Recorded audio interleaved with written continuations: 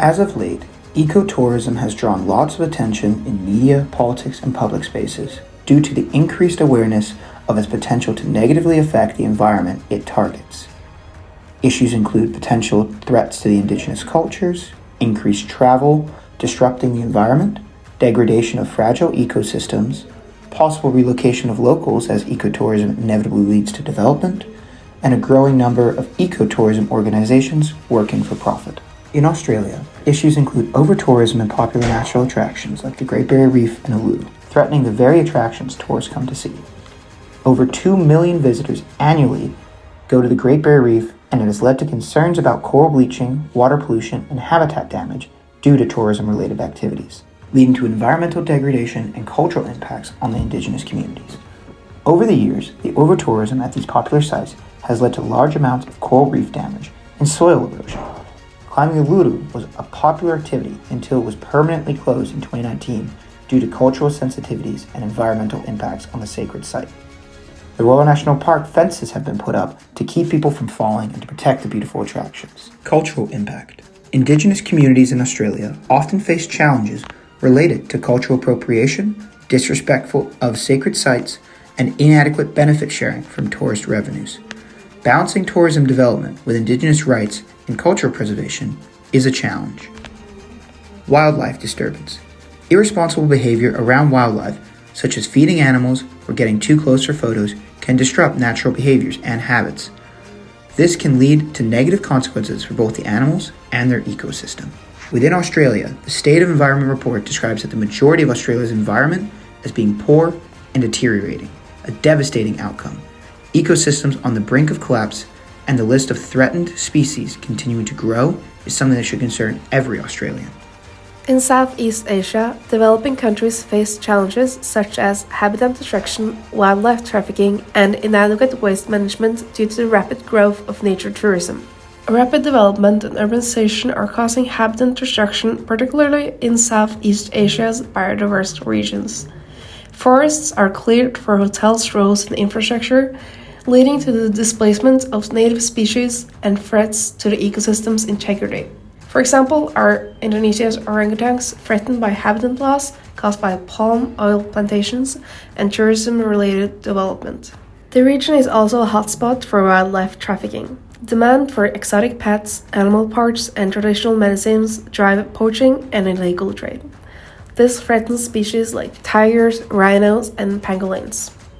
Furthermore, tourism leads to more waste, which contributes to pollution of natural areas, including marine environments.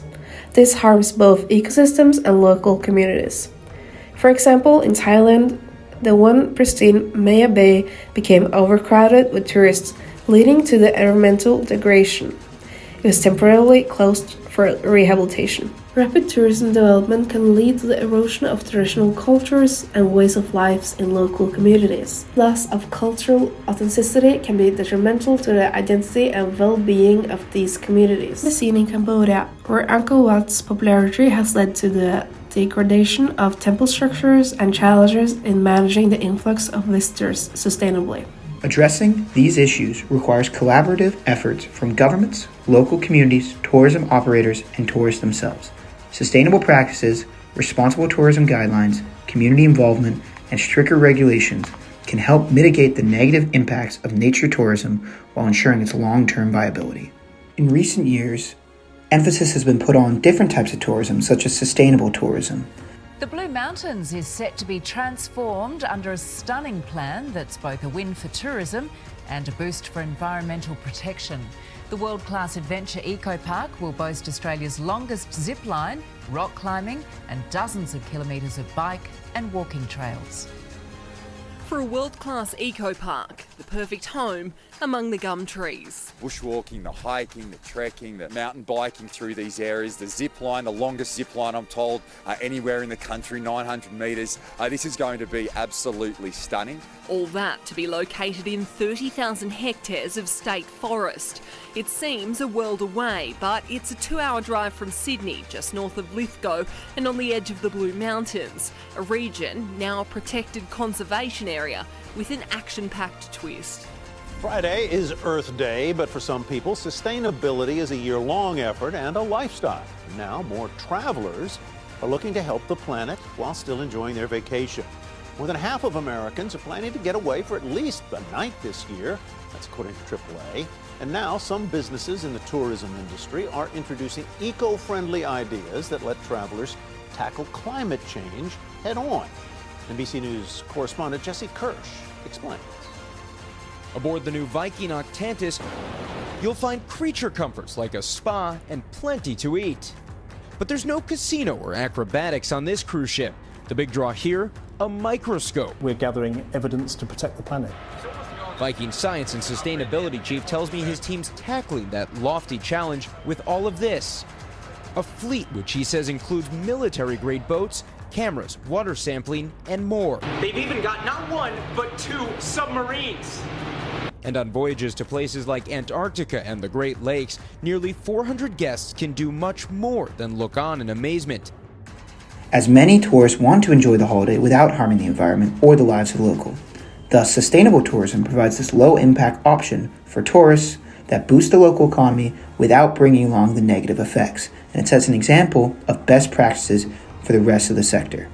In a survey conducted recently by Booking.com, it was found out that 58% of people would choose not to visit a place if doing so would have a negative impact on its inhabitants, and 49% would prioritize social or environmental issues when considering a destination. Hi, I'm here at 7 Mile Beach and I'm asking our fellow students what they do to travel sustainably. To travel sustainably, I travel with public transport. To travel in a sustainable manner, I don't take as many flights, but try to take trains when possible. Try to travel more sustainable, is especially taking the train, because I think in Europe it's really easy to avoid flying, because the train is probably almost as fast when you consider like all the travel time to the airport or not. And here in Australia, I think it's a bit more difficult with the trains. I like to use trains and public transport, and I try to keep the places I go clean and not litter anywhere. Especially as many of the people in this class are planning to travel while studying abroad, we must be sure to stay informed and aware of the social and environmental issues emerging as a result of the nature tourism industry. Thus, we must stay prepared and before traveling, research the destination's environmental and social issues to be aware of potential impacts. We must be responsible tourists and choose operators with sustainable practices and certifications. We must interact with the locals and understand their perspective and contribute positively to their communities. We must support the wildlife and avoid supporting wildlife attractions that exploit animals for entertainment. We must reduce our waste and minimize single-use plastics, following waste disposal guidelines, and participate in community cleanup efforts. We must respect the local cultures and learn about their local customs and sensitivities. We must reduce our carbon footprint by opting for more eco-friendly transportation that offset carbon emissions when possible. We must be environmental conservationists, implement responsible wildlife viewing practices, limit access to fragile areas, and reduce pollution and waste.